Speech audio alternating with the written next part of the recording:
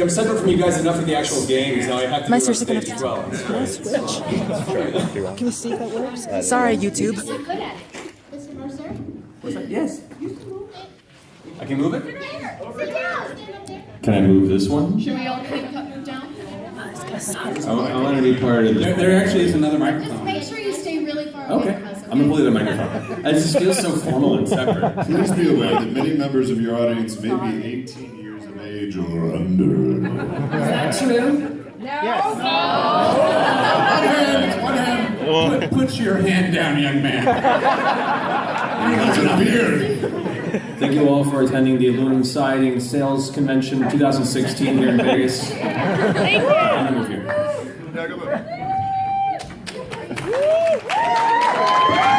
To the table. Yay! This side. Well, hey guys, thank you so much for coming to our Friday afternoon WonderCon Critical Role panel.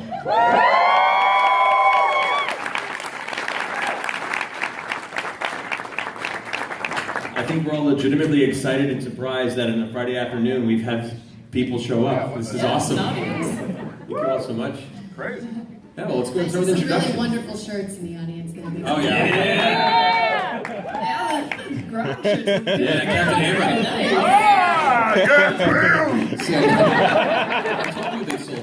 They sold one. Go buy all the shirts. Well, here, let's go ahead. Let's go into introductions on the table for the folks in the audience that are really confused as to why they're here and don't know what's going on. Travis. Oh, what? Who are you? What do you do? Who is that talking?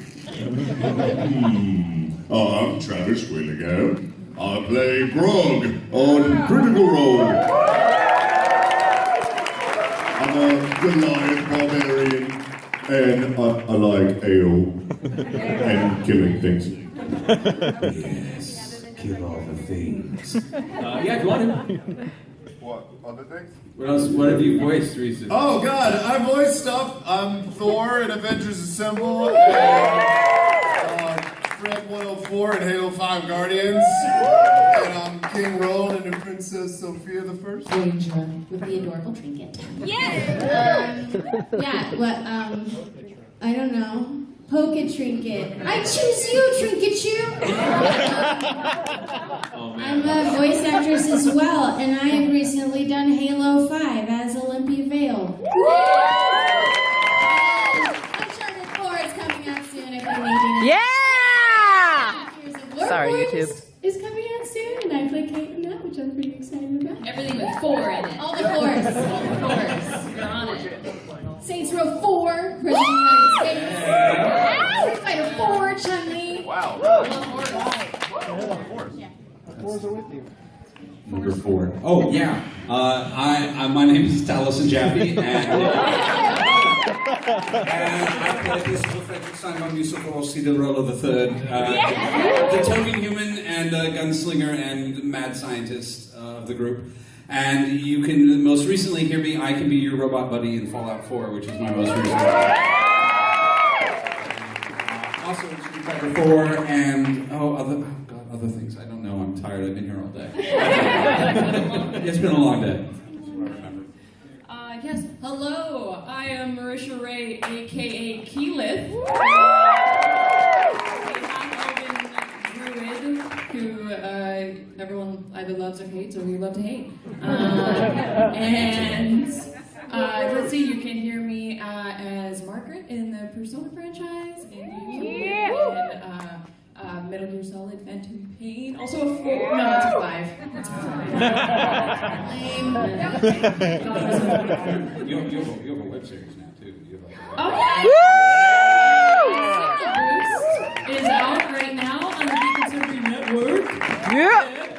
And I'm hosting, and we have a new host coming up soon. But I love it. It's become like my baby. It's nice. It's fun. It's irreverent. It's weird. And if you don't get it, you won't get it.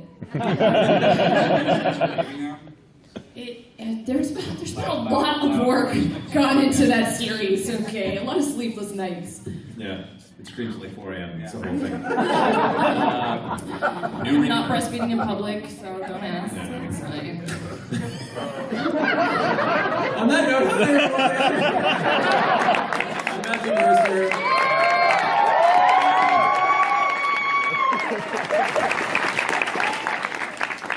I'm the guy who doesn't sleep anymore. Dungeon Master of Critical Role, as far as voiceover goes, Kennedy in Resident Evil, McCready in Fallout 4, now this gentleman here, Wolf and Kindred and Gangplank for League of Legends. A bunch of other stuff right now. Robin and Yeah! Top of my head, I'm really bad at this. Yeah, you understand. I know. And then Ryoma, Shigure, and Azama in Fire Emblem Fates, which just came out recently. But anyway, this panel is about Critical Role. There are a bunch of us nerdy-ass voice actors roll dice and play D&D. If you haven't gotten sick of me saying that phrase by now, you will in time, I assure you. Dude, like, much love to the people on the far left and the far right side of the room. Because every time I look over there, I feel like we're doing something wrong. Because they're all like... There's no really other way to say it, but it's like... I love you, right side of the room. I love you. You guys are awesome. I love you, less populated, left side of the room. Well, cool. It's like so Bon Jovi of you. You're like, yeah, right side of the stage. Yeah,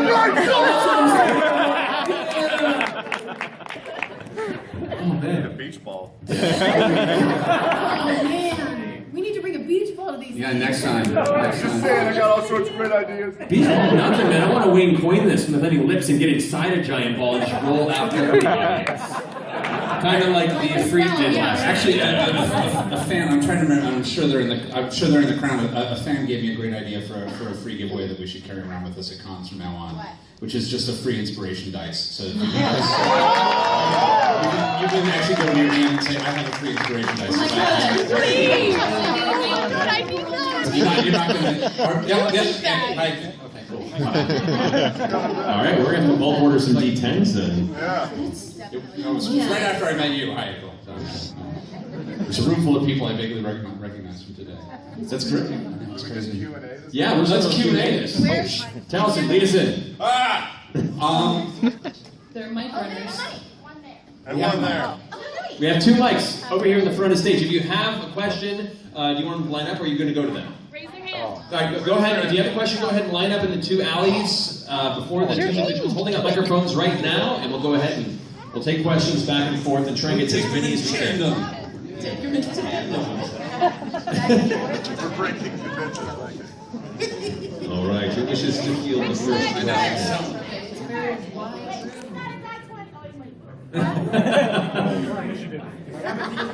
Rolling D20. All right. What are we talking about? Wait. Pick a number. Hold on. Pick a number. No. Someone. Oh, That's right, we have a ring. I have my ring on me. All right, we're having a roll off here. I'm so excited. Pick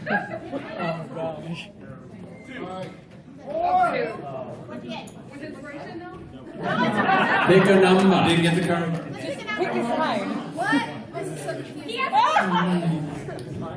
Half the panel will be finding a way to roll dice, guys. Which, to be fair, is the most D&D thing we could do for this panel. 14. So we're starting this side. We'll come back to you. All right, sir, you there with the wondrous man bun.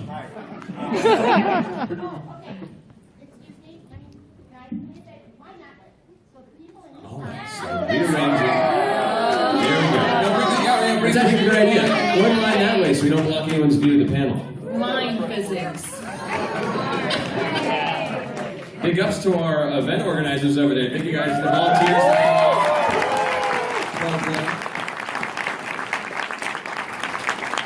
All right, enough dilly-dallying. What's your question? So for a year, you guys have been sitting in the same position. Uh-huh. I was wondering, are you guys tired of sitting in the exact same position, and do you want to move like you did when you were playing at home? I never want to move ever. Like when we would play at home, I would always sit in the same spot at home too. It feels weird to switch. Laura hates change. I don't like change. I'm a little OCD about it.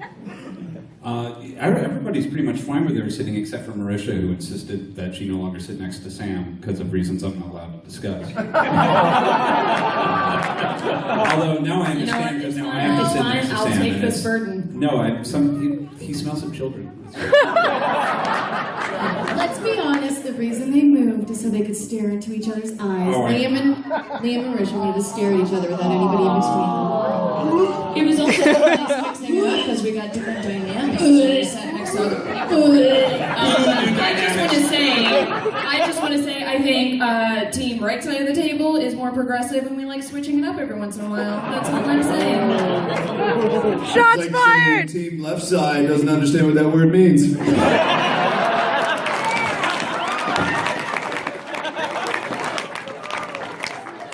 Does that answer your question? Good. That side. All right. Hello. Hey, how you doing? Good. I just recently, probably over the past couple months, started watching. It's been really awesome. Really rekindled my interest in D&D. But the thing that I really wanted to say is, it's really awesome the charities that you guys support, and being an aspiring teacher and 826 LA and everything. It's just been really awesome to see all the love for that you guys show, and then you guys show by helping out with that. So I just wanted to say thank you for all that.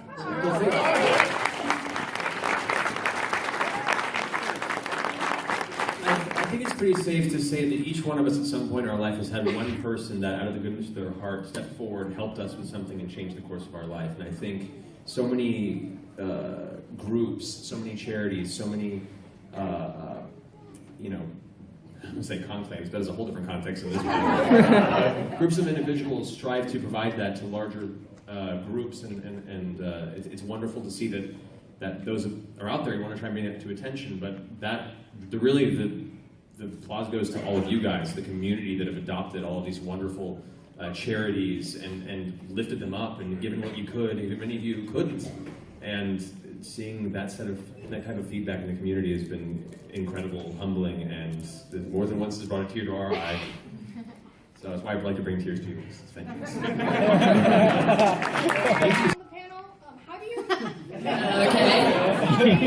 It's been a while. I want to learn how to DM, but how do you come up with all your NPCs? Like, especially on the spot. Like, how do you make them interesting, and how do you make them like not so bland? It helps to be crazy. Well, I mean, especially for the ones that kind of come off the top of your head, a trick that I recommend is having a printout somewhere in your notes of just a series of names, male and female. And they can be as mundane as you want them to be. They can be as fantasy-driven as you want them to be. There's a lot of great websites out there that have like fantasy name lists, and you can look at all. Pervon. We were all just sitting there going, it's a real name, guys! Oh man, I can't wait until Pervon shows up and just TPKs the whole party. Sweet vengeance. Say my name.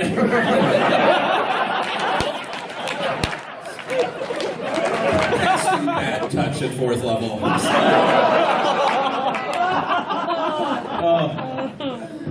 But you can look up names from different backgrounds. You get like old ancient Norse names, stuff like that. And those are cool things to pull from and just have that. So when somebody goes, well, that little boarded up shop you talked about, I'm gonna go ahead and break into it because I hear someone moving in there. You're like, you find Stevrin. And from there you can have notes of various traits too. You can like make a list of personality traits and just randomly pick them as you see it. He seems a bit agitated by your purple shirt. But that's already a step better than nothing, you know? And yeah, it's getting used to making those strong choices very quickly. There is no real key or cheat sheet to it as it comes to experience, but it's any notes you can have at the ready will help you be more comfortable with making those quick decisions over time. Okay, thank you. Also, I have drawings to give you guys. What? Oh, yeah, go get us. After the panel. Okay. After the panel, we'll see.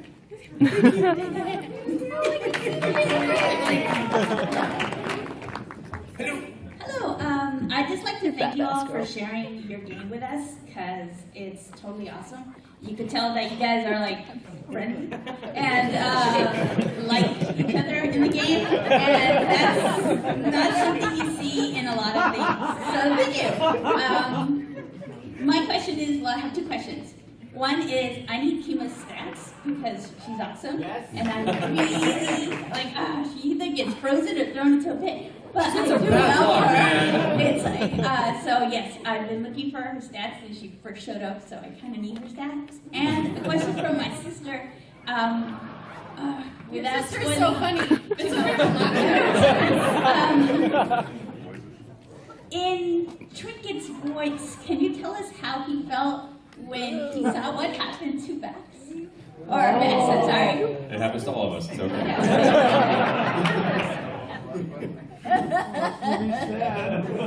No, I don't want to hear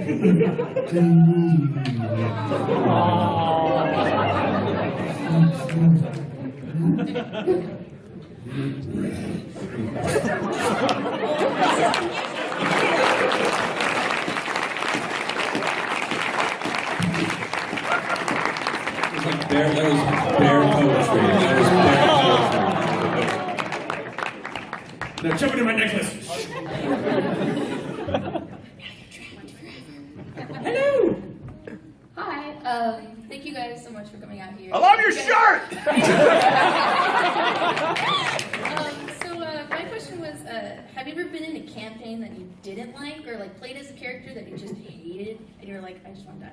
But any like campaign that you just wish you weren't a part of? This is my only campaign. Well, you played a few one-shots, too. Oh, that's true. Yeah. As a teenager. My first experience with a druid in 4th edition D&D, I hated it. I hated druids so much. I was like, they're useless, like sort of good at nothing. So when I did a druid for this game, I was like, all right, I'll give you one last shot. Yeah. It worked out great. You know, yeah. doing 3 mathematics. years later. You know, one-shotting fire elementals in a battle. Yeah. That was ridiculous. Thanks. You're totally useful now. Thanks.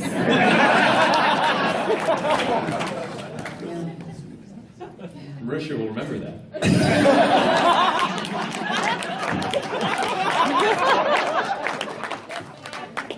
Help me!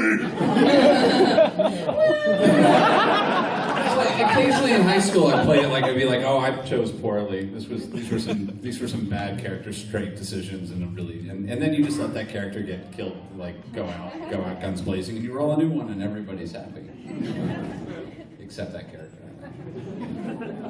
Remember, I made a Dawn cast in an Exalted game for a while. That was really cool on paper, and I liked the idea and the theme behind it. But then when I realized partway into the campaign that there was going to be a lot of social combat, and I had nothing except for a giant, like, Final Fantasy-sized sword, and that's about it. I spent a lot of the game just kind of going, "Are there hors d'oeuvres?" So I kind of regretted that choice a little bit. But other than that, you find something weird about the character, and if you don't like it, just have them jump off a cliff. Heroically. Thank you, good question. I also have drawings too to give you guys. You guys are ridiculous! After the panel, outside in the hall. I'll have a little drop point. Thank you. Oh, Okay. Okay, out in the exit after the panel. You, sir, with a fantastic t-shirt. Thank you. So I have a question for the players and players. How often do you think about like your character and like in the mindset of your character? Like, how involved do you get in the DM? How do you control this? Like, there's so many people, and just like when you're dealing with Scamlin.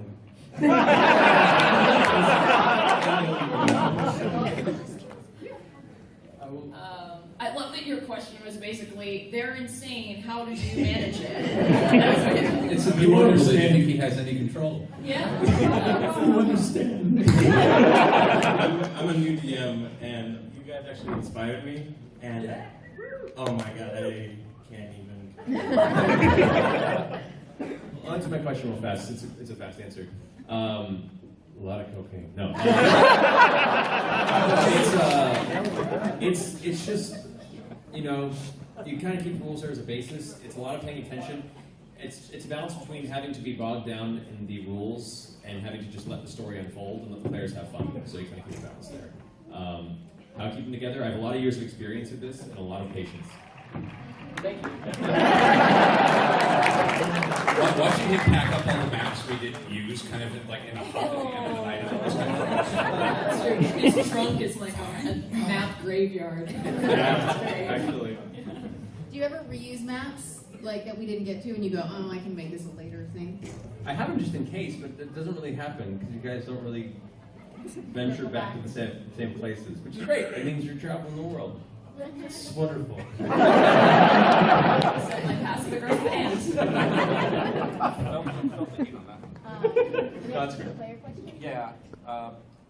Only the night after, like after the game, I go home and I sit in bed and have that I should probably drink a couple shots of whiskey so that I fall asleep. Don't think about every stupid thing I've just done over the past 4 hours that I've then broadcast to several thousand people. And oh God, what have I done? What am I doing? I really need to sleep. Oh God, I have auditions to do. It's 2 o'clock in the morning. Oh God, I haven't ate. Oh no, and then I fall asleep. It's healthy. I think about it way too much. Yeah. I mean, like, I fell asleep thinking about it, woke up thinking about it, and then, like, I'll be driving and thinking about it, eating lunch and thinking about, like, I need to talk to Max about this. What is happening? Yeah, you often think about all the things you're like, Percy, next time. Next game, I'm gonna give Percy a piece of my mind. And then you're like, hey Percy! I have a flower for you. That's about as far as that goes. We go crazy in a night, and then there's a whole week in between, and we forget about it. Yeah. So, and then we get there, and it's like, I'm not mad at you anymore. No, it's fine. It's okay. Yeah, no big deal. Maybe next time we'll take.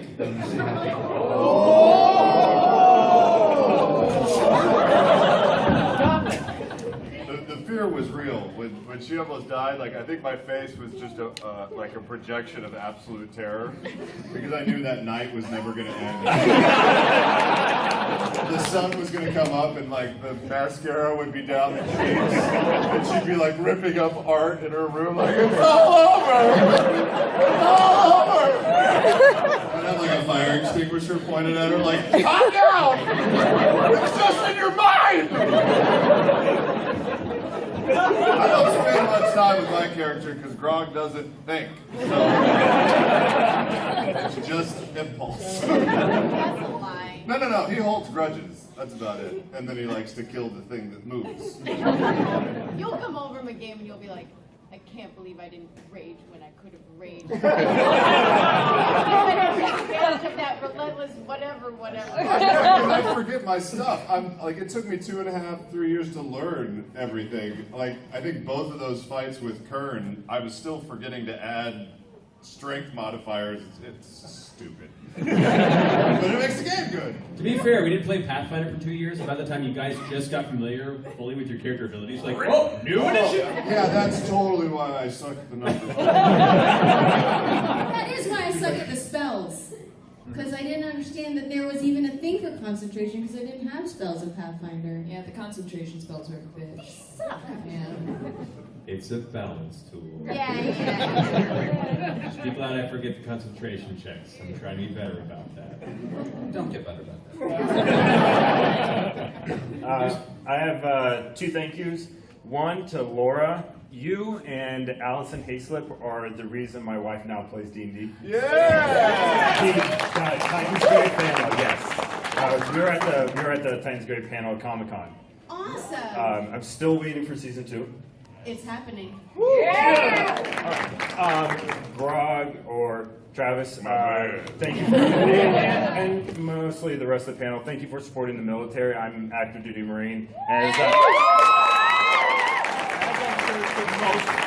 there's a lot of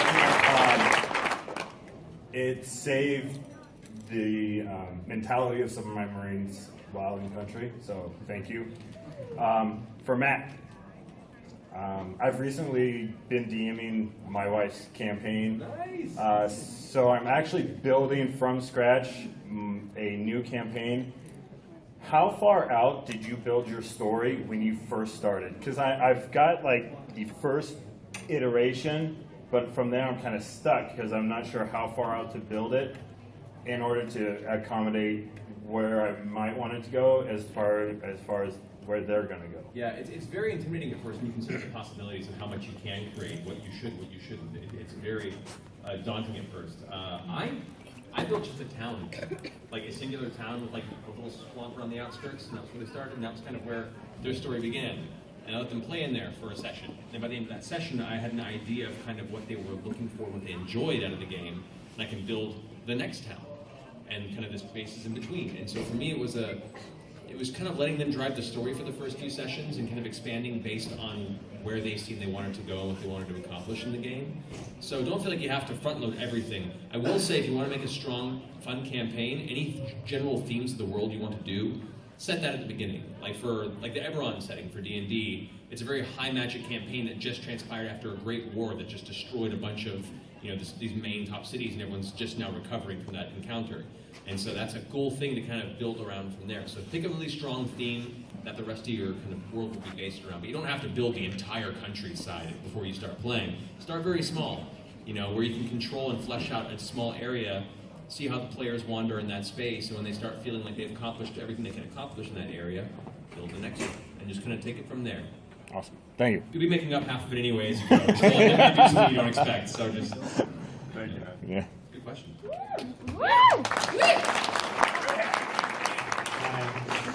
Love you guys. Is that the drum hat, by the way? Yeah. Hell yeah. I feel like you guys could do like a sort of thing for, what is the name of the world? Like the Exandria. You can like make Exandria great again or something.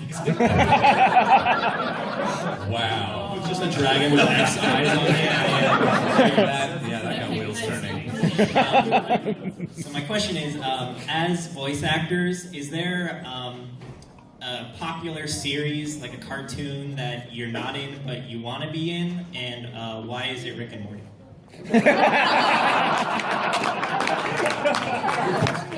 It is Rick and Morty. Absolutely Rick and Morty. I auditioned for Rick and Morty for a couple things, and I was like, this is awesome, and I'm not going to book it, but God, I just want to read it over and over. And, yeah, it was Hitler Lincoln.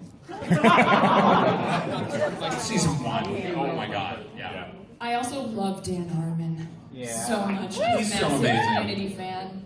So yeah, I'll watch anything Dan Harmon does. Yeah, he's amazing.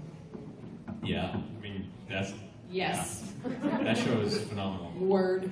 I'm trying to prod Justin Moreland to maybe come on and do an appearance sometime. So, well, we'll see. We'll see if he ever has time. He's a busy man.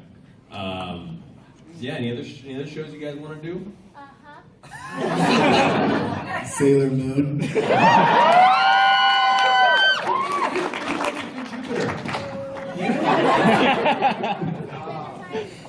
Oh, Adventure Time. I'm actually doing one of the shows. I can't talk about it though. Yeah. The show's on. I hit one of my little goals. Rick and Morty. NDAs. Rick and Morty, good job. Two thank yous. Thank you for actually teaching me the game through your show, because I actually have like a D20 from Loot Crate that I never knew how to use. I discovered that I actually have it for some reason. And, There's context. And thank you for basically giving me a show that I binge watched for like 3 weeks straight. So thank you so much for that. Yeah, those 4-hour shows they just make the day pass really fast. But I know that you guys have like guest stars, and like I think you guys just had Chris Hardwick recently. Woo! Last night. If there's ever a possibility, would you ever have someone that's completely new to D&D and just have them join you guys for like maybe like a mission or two, just out of random? Yeah, Mary had Mary and Will. We're both newbies. She just freaking took to it like it was nothing. You did your first session. Yeah. It's true. But no, it's funny. You'll see a lot of people who don't understand D&D, what performer or not. I've had people that I've played games with years ago in high school. It was their first time playing, and once it clicked how it works in their head, it was like they'd been playing their whole life.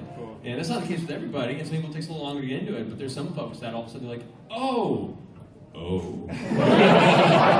Hook is in. Yeah, so we've had a lot of people who this is their first time. We've also done a couple like one-shots for folks who had little to no experience from any RPGs previously. So we've done a few. There has been some discussions about maybe doing like a community contest to have like a fan at some point in the near future. We're trying to work out the logistics of that. We'll see if that can happen. We have a lot of things we want to do. Yeah, so we're trying to work out something there. But yeah, maybe we'll once again, I don't want it to be too much of a guest-centric show because it is the story of Vox Machina, but we will still have guests coming in, every 2 months or so, depending on availability and if it fits in the story. And I'm sure we'll be dragging some more newbies into the fold as we do. Thank you guys. Thank you.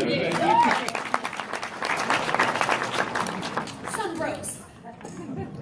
Well, first off, thank you, because you guys are the only reason that I even thought I could DM. And as a DM, there's one dude in my party, he's a little homicidal, and I was wondering if there are any but I was wondering if there are any ways that I could, creative ways that you could recommend me to maybe curb him from killing all my NPCs.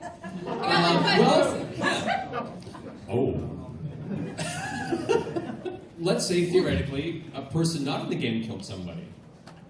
They'd be in a lot of trouble. That could also happen in your game.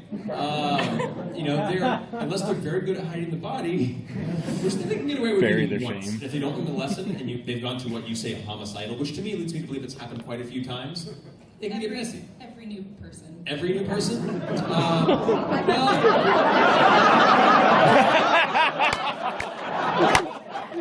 Where's your game? I call this the worst. I would say consider one in the society that they're playing in. There is probably some sort of peacekeeping or law-keeping group of whether it be guards or even bounty hunters can be sent out to hunt down the person while it's there. Because it's not just a CSI episode. There are people with magical capabilities. They can scry and find out directly who is responsible if the person who killed them isn't very careful or has some way of magically warding that information. So suddenly that player has much more powerful NPCs hunting them down, trying to arrest or kill that player character, which leads to a really, really cool story arc in its own right. And if they end up not being careful going forward or learning their lesson, they might wind up being arrested and or killed as a bounty hunter, which is a great lesson for the rest of the players. Or they can repent at the last minute and then have to do community service, or find a way to, because think, like all those hardcore hackers in the world that have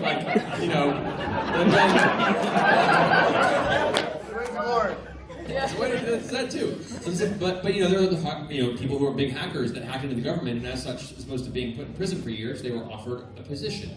Maybe they can be arrested and then have the head of the town be like, "I'll absolve you of these murders that you will never do again, or I will kill you if you go ahead and do this task for me, since you seem so skilled in killing individuals." Well, then if you hand them an alignment-based weapon that they can wield.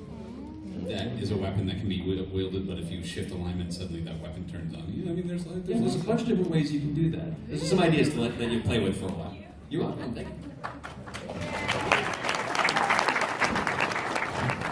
By the way, that's how he plays video games. He walks around and just tells me to kill anybody I see, anything I talk to. He walks in and goes, "Kill that person." I try to kill that chicken that you're seeing. Just about to say, kill all the chickens and everything dies. Pick them up. Hey, if the chicken deserves to live, it'll get away.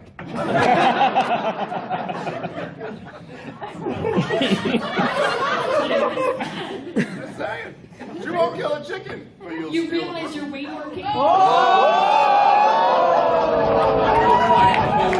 I so support, and if I had been been on your side of the table, I've been like, go for the cannons. Go for the cannons. He's got insane stuff on this sheet. Let's just take it. The lava just had everything. Just dumped him, taken everything, and thrown him in the lava. Like, I don't know what happened to that dragon. Handed it to me. I mean, come on.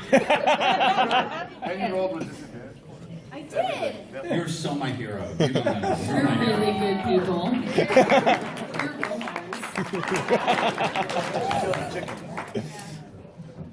Laura, shame on you.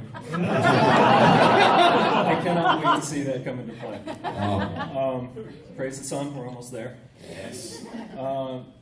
First off, I want to thank you all just for being you. You guys are awesome, so entertaining. You do such great work for just the community. I've been DMing for like 12 or so years now, and just in the past year I've been watching you guys, I've learned so much.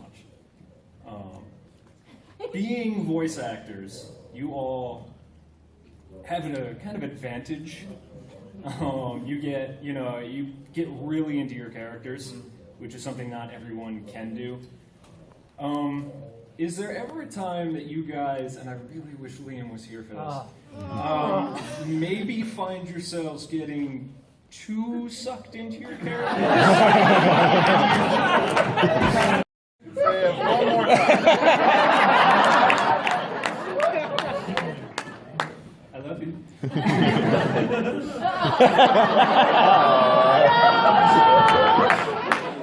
can't tell if she's singing or she's coming over to beat you up. She's going Earth Elemental into the floor. She's coming up under your nuts. Natural 20. Thank you. Yeah, it's been a while. So, Is everyone waiting for me to answer this question? Anyone really? Or someone else can go first if you're thinking. Yeah. I mean, no. I feel like there's a pretty good separation of what I feel like. So if even in the scene, I mean, okay.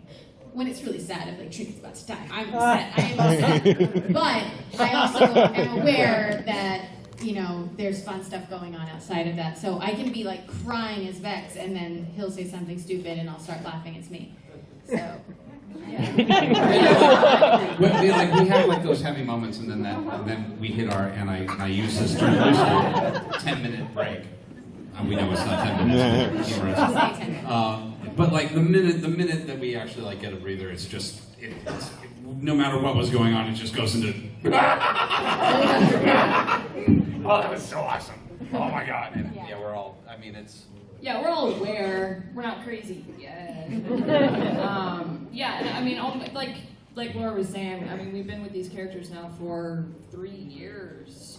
So like, Keyleth is like my imaginary best friend in a weird way. So I am definitely emotionally invested when we're in, like Laura was saying earlier, when we're kind of in these characters' minds a lot. It's easy to get emotionally invested as actors, but we're not totally insane yet. Yeah. You seem kind of freaking crazy right now. This is my velociraptor. It's just. There's just a few times I think I see, especially Liam, sitting there with his brooding face, and he just hanging back. I just want to kind of that's his face, man. That's Liam in general is broody. He always has been. He knows it. That's true. But at the same time, he stays in character. I think more than the rest of us through a lot of the game. So he'll be. What are you freaking doing? It's distracting.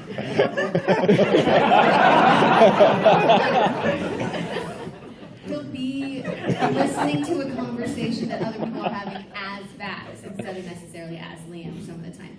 And I have leaned over to him and whispered to him what is freaking wrong with you? And he'll be he leaned over and went, I'm sad. I'm not sad. Vax is sad right now. And then he'll start laughing. So he just stays in it a bit more than everybody else. Yeah, I think every time I cry, I get inundated with people being like, "Oh my God, Marisha, I couldn't tell if you were crying or if Keyleth was crying," and I'm like, "Me neither." Yes. Let me call in. I just lean over and very quietly say, "Stop it! You're wasting water."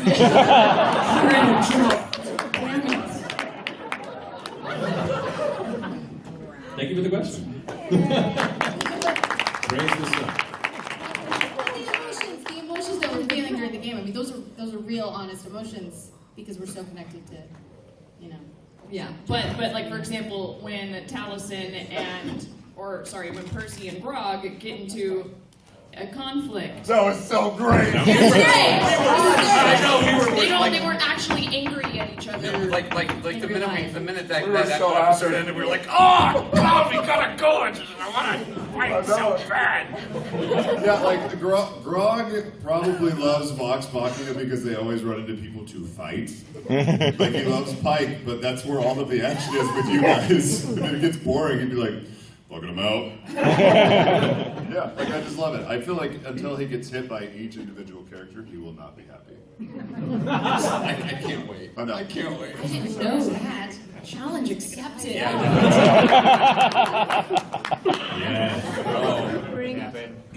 Hi. Hello.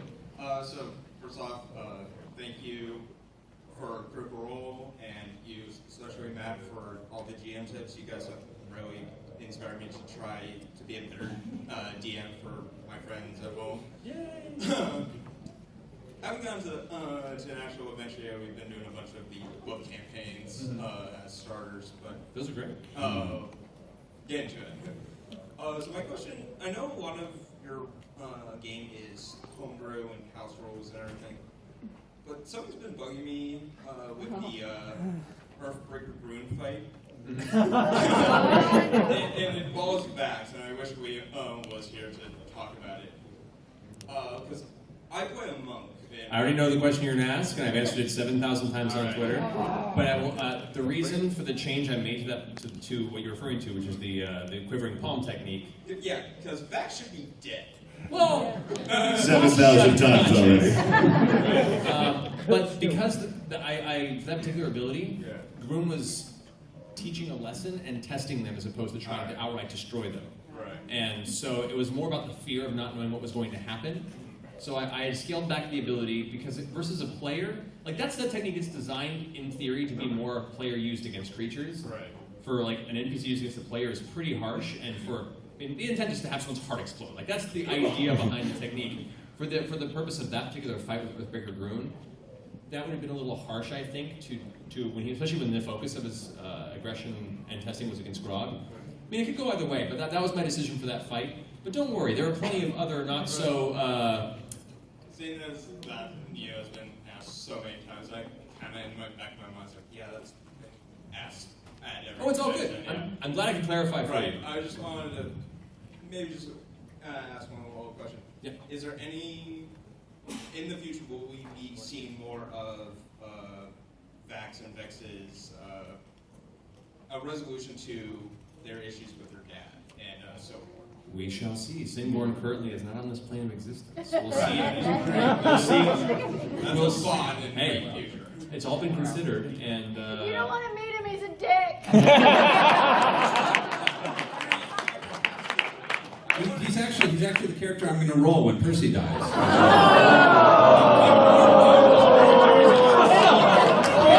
Kidding! Oh my God, you people!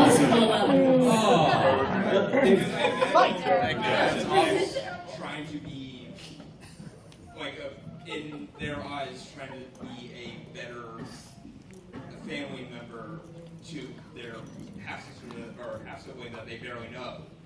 And They've only met her once, and they did actually. It was one of those like, "Hi, Dad. Oh, is this who you think is our new mother? Is this your new family? Yeah. Is this your new freaking daughter?" And then she was adorable, and I felt guilty. It's not her fault. I know.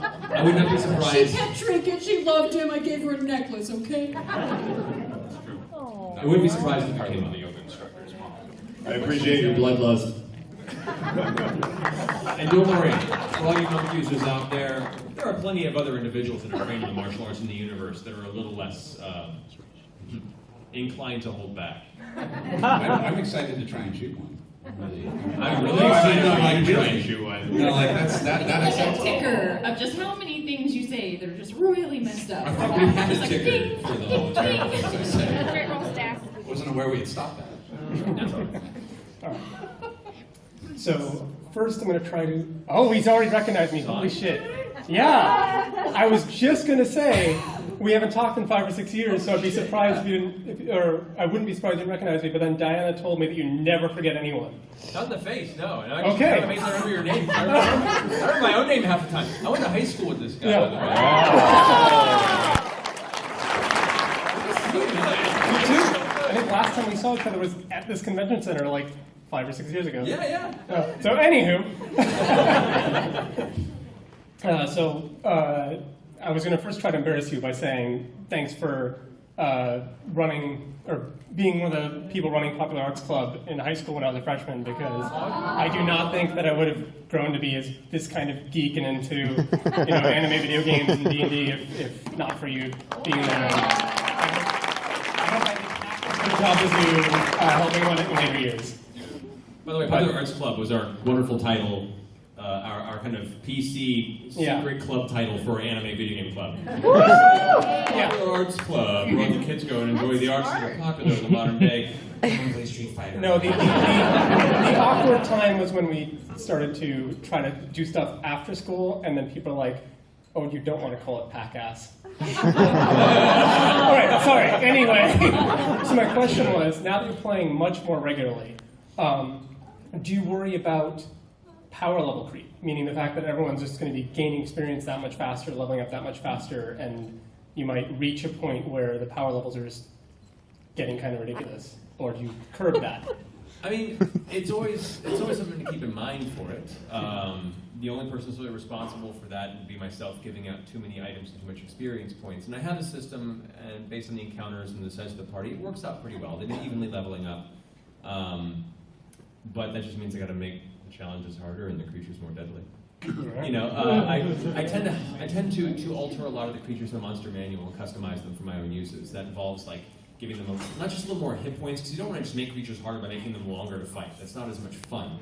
So that involves increasing the damage that a lot of their techniques do. That involves giving them new abilities that aren't in the monster manual that can hit multiple guys at once, or cause more conditional effects on them that'll kind of mess up the battle and make it more interesting, or setting up battlefield scenarios that introduce more dangers outside of the creatures and kind of up the ante. So yeah, I mean, it's always a balance as you learn, and this is my first campaign with 5th edition systems, so I've had my growing pains with it going forward, but I'm pretty comfortable that if I start feeling that becomes a serious issue, I'll have ways to counteract it. She just died like 3 games ago, man. That wasn't even part of the battle. I just see some. You do? Yes. That's a nice little meeting. First off, to the panel, I know you guys have had interesting experiences with creators who have submitted, like, hey, they should fight this next. I have a particularly sadistic moon druid in my party. I want to punish in a similar way. I'm curious, go ahead, come up and come back to the fans. What would you like me to punish him with?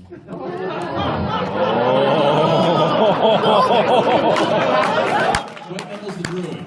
The Druid 147, he has a pinch champ for summoning 8 giant badgers at once to fight any creature I throw at them. How do we want to punish this druid? He's an ass. He makes Grog like a saint. Challenge. He makes Grog like a saint. He skinned an orc. Yeah. That's pretty cool. That's not like. I feel that's alright. What would?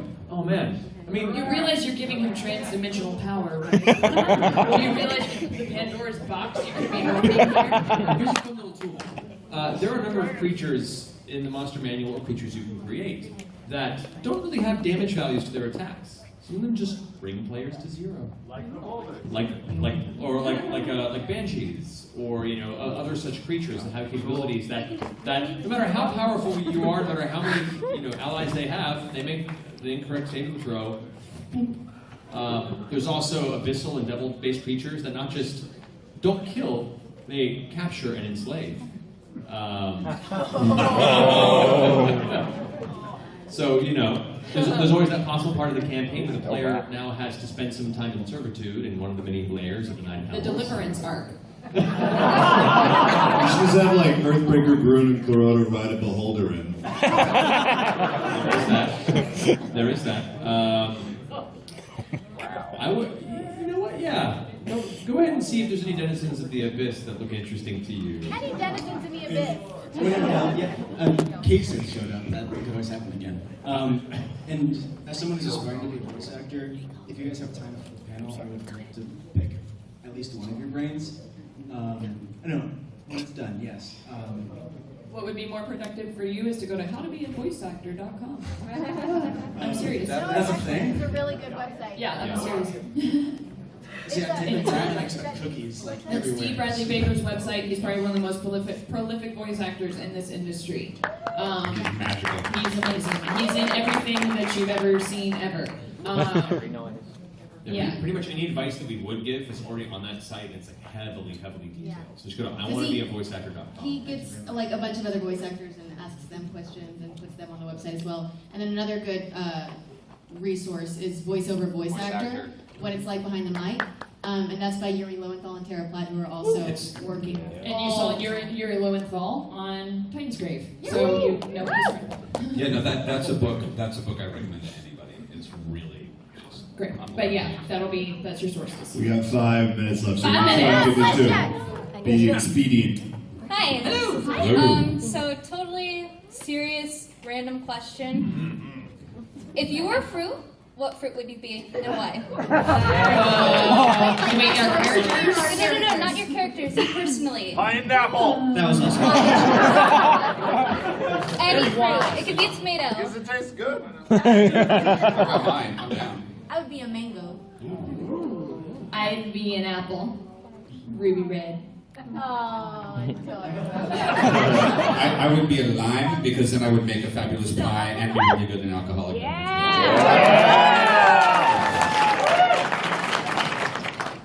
I would be a grapefruit because it looks delicious and surprisingly sour and not enjoyable unless you're on the age of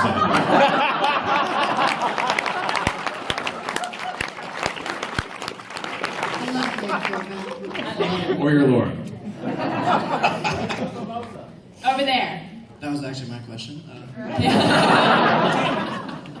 Something I've noticed is, this is for Matt and also players, is Matt, you like throwing in little references sometimes, like Thordak being Thursday and Sam Riegel's character kind of being based off Eminem. Is there any reference that you've hidden in the campaign or any reference that you've hidden in your characters' backstories that maybe haven't been discovered yet, or something that you'd like put in thinking like, oh, they're going to notice it, and they just never notice at all? I don't know, maybe. Now you know how that feels. I love it. Well, all of them, Travis more than anybody, are going to be like, so, what did that mean when that happened in the game? I'd be like, More like outside references, where you like took something from outside and kind of like snuck it into the game. Right. I think most of them, the internet has picked up. You guys are a pretty sharp crowd, so everything's pretty much squeezed through. All of the people on my list are based off real people that I know, and I don't think any of them know that. Including their names, like yeah. And Anders, Cassandra, and that whole arc is all like, all the names of my siblings are friends with. So. Desper doesn't know. Did everybody know that Thordak meant Thursday except me? Yeah. Did anybody not know? No. Oh God, it's like crickets out there. Yeah, well, I wasn't. You learned something. Yeah. What a great panel. We've all learned something today. Yeah, no, I was surprised you picked up on that. I was just kind of looking for a cool, dragon good sound to it. I started looking to ancient Norse, kind of Nidhogg style, conventions. And I just thought what some of the translation for Thursday was, and it wasn't exactly Thordak, but it sounded kind of like it. So I decided to throw it in there just because I think it'd be a fun little joke to myself, and people picked up on it. I was like, oh my god, I love you guys so much for finding that. I can't think of anything else that. I was going to say, kai tiake is a word that I picked up when I was in New Zealand. It's a Maori word that means leader, respect, guardian. And I was like, oh, that's perfect. So I just kind of appropriated it. Yeah. Classic white person. That's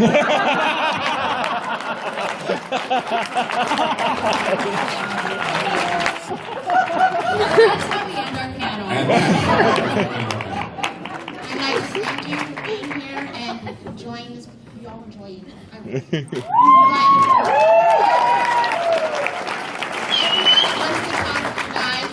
If you can, please go out that exit. If you would like to see them, hopefully they can go outside. No, we're not. We're leaving.